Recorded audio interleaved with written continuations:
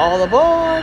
Ladies and gentlemen, boys and girls, football fans of all ages, I am Beast Mikey. You've now arrived at my train of thought. Now, yesterday I started my NFL preview series with the zombie tier teams in my power rankings that will start the rankings for this season. Today, I'm going to focus on the monkey's paw tier teams. This tier is really for the teams kind of stuck in no man's land. You're not bad enough to be competing for the high tier draft prospects, but you're not good enough to make the NFL playoffs. So it's really a rough spot to be in, to be honest. Let's get to business and get to the monkey's paw tier. LA Chargers. No belief, but I can see why people do have belief. Me personally, I don't. I think the Chargers offense is underwhelming. I think the Chargers defense is a bit overhyped. Yes, Khalil Mack, Derwin James, Joey Bosa. Really good players all. Can you trust any of them to be healthy? That's a concern. When they are, they're great. When they aren't, you can see the results when that defense puts people on the field that aren't James, Mack, or Joey Bosa. And the offense, when it was really talented, it underachieved. Now that it's not really that talented, what are they? Justin Herbert looks the part, and everyone's going to swear that he is the part, but we haven't really seen it since year 2. Vlad McConkey, I like that pick. I think he's going to be a pretty stable receiver. I think he's going to be pretty good. But can Quentin Johnston show that he can be an NFL receiver? So far, that's looking like a terrible pick, considering the other receivers drafted around him are all flourishing.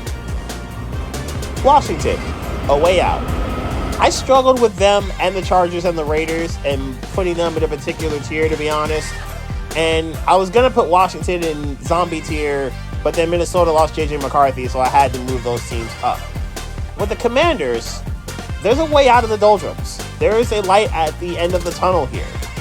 Jaden Daniels looks like he can be the part. He can be the guy. I like him at quarterback. He looks dynamic. He looks like he can make really almost any throw. He's got weapons around him. 2 good receivers and a good running game. I think Washington has something if they can cultivate it. Now, Cliff Kingsbury, I don't know if he is the right guy to cultivate it as the OC, but I at least trust him to be competent enough to call good plays. Dan Quinn helping out a terrible defense last year. I think he's going to be a good fixture as head coach. He's a solid one, at least he was at his best with the Falcons. I think you have something here, Washington. Just keep building on it. New Orleans, make a choice. New Orleans may take over for the Falcons, as I may have mentioned for those who don't know. I mentioned in Power Rankings plenty of them last year, and in the offseason especially. The Falcons were the most frustrating team in the NFL. They had the talent to be good, yet don't use it. They have the defensive ineffectiveness to be terrible, but somehow aren't. The Falcons never really picked a lane in deciding whether, we're going to be really, really terrible, or we're going to actually go for it and be good. That's what the Saints are to me this year. They have too much talent to be terrible, yet probably need to bottom out because they probably need to start over. And yet they're always up against the cap, and their GM has done an excellent job of dancing around it. But this Saints team isn't good enough to make a run, and again, is probably too good to be terrible. Please just make a choice. I hope they kind of end up selling at the deadline, like Demario Davis or Cam Jordan, if he has anything left in his skill and ability. And the young guys really haven't produced quite yet. Except for Chris Olave. Olave is really good. And Shaheed as well at receiver is also really good. But can the Saints just make a call? Can you either be really good and challenge the Falcons or Bucks for the NFC South, or can you just be terrible and flirt with the Panthers for last place? Seattle, old to new. From the oldest coach in the league to the youngest, Mike Macdonald should be a decent fixture on that Seattle defensive unit, especially against the run, because they were awful against it. Seattle's another team that is too good to be awful, yet not good enough to truly contend, I think. I do like Seattle's offense. Their skill guys are really dynamic. Could they have the best trio of wide receivers in the game in Lockett, Metcalf, and Smith and Jigba? Could they have the best combo of running backs in the game in Charbonnet and Kenneth Walker? Geno Smith is stable at quarterback. I don't think he's great by any means, obviously, but he's at the very least stable, and I think that's okay. That's okay for now, until they can get the franchise QB. I do need to see Rick Walling get back to what he was as a rookie because he was excellent. Devin Witherspoon, I need to see him not have a sophomore slump because that would not be great. And can you stop the run? Leonard Williams staying around is a good look. Can Seattle continue to get better against the run because they can't be much worse? Also, not having Bobby Wagner is not something I expected, but Bobby Wags is now in Washington instead of Seattle, Washington, so I guess that works. Well, for the Commanders anyway. New York Jets, just not sold. Call me cynical maybe, but I'm just not on the Jet hype train. I just don't buy it. Yes, the defense is very good. There's no denying that. Even though I don't love the pass rush without Hassan Reddick in it, after they let Breece Huff go to the Eagles, granted he was on a contract year, but he balled out and still got 10 sacks. But they let him go. Will McDonald, I need to see what you can do. Jermaine Johnson, good second year. That was good stuff there, year 2. Do you have a blow-up year in year 3? That bill's coming due very soon for Sauce Gardner, Breece Hall, and Garrett Wilson. The Jets are going to have to do some maneuvering around Aaron Rodgers' money, but the Jets, I'm sure, will try to pay at least 2 of those 3. Oh, yes, Aaron Rodgers. What are you? Are you on your Tom Brady in your 40s arc, potentially coming soon? Or, I think this is what he will truly turn out to be. I think he's Justin Verlander of the New York Mets. For those who may not remember, Justin Verlander, before he got to the Mets, he was the best pitcher in baseball once upon a time. He won Cy Youngs, and he won the MVP, and he got 2 championships, won both of them in Houston. He literally just came off a world title in Houston before going to Queens and playing for the Mets for a massive amount of money. And then he got to New York, and he was hurt right away. He's coming off injury. And then he was not very good. He was pretty rough to see. He obviously aged.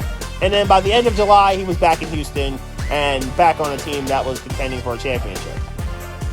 I think this is where Aaron Rodgers is right now. I just don't buy him being in a much more physical sport. Basically going to be 40 by the end of the year, and he's got a torn Achilles. I just don't buy it. I'm just not here for it. Now, the Jets shouldn't be the worst quarterback team in the league with a healthy Rodgers. I just don't think they're going to be near the top with a healthy Rodgers. Pittsburgh, solved QB issues? Based off this preseason, that answer looks like a no. Their offensive line may be partially to blame, but Russell Wilson and Justin Fields are 2 people that hold on to the ball way too long, and it gets in the way of a lot of stuff. In truth, that's really the last issue they really have because they are pretty talented all over the place. Even though the injury to Jaylen Warren's not going to help. This is still a high-end talented defense. This is still a pretty solid offense even without Deontay Johnson, who got obviously traded to the Panthers. I think Pittsburgh is going to be a good team again, but that streak of plus 500 records for Mike Tomlin, I think is in grave danger of ending this season. Jacksonville, Trevor Lawrence hype. Will he actually start to live up to it? Or maybe resume living up to it because for about a year, and this is end of 22, start of 23, he was looking like that guy. He was looking like the guy that was going to live up to the hype for everyone. And then he didn't. He got hurt at the end and was a disaster at the end, and he tried to play through it admirably, but it was awful. And in the one game he missed, Jacksonville looked really good. Now, understandably, it was against the Panthers, and David Tepper's throwing drink on a fan game, but they looked great without him that one time. And then when he came back and tried to help win the AFC South for the second straight year, he was an abject failure. And Jacksonville found a way to miss the playoffs. With the Jaguars, they have some high-end talent. Joshua Hines-Allen is really, really good. He is probably on that second tier of edge rushers. Tremendous player who just had his monster year. I like Christian Kirk. I like Travis Etienne. I like Evan Ingram. We'll see what Brian Thomas becomes. Gabe Davis is a home run hitter, but probably your third best receiver on a good team, which ideally Jacksonville turns him into. But there are some things I don't like about this Jaguar team. I don't love their pass defense. Their run defense could use some help too, but I don't love their pass defense especially. Jacksonville's gonna have to see very good Trevor Lawrence to compete in a really stacked AFC and a sneaky good AFC South.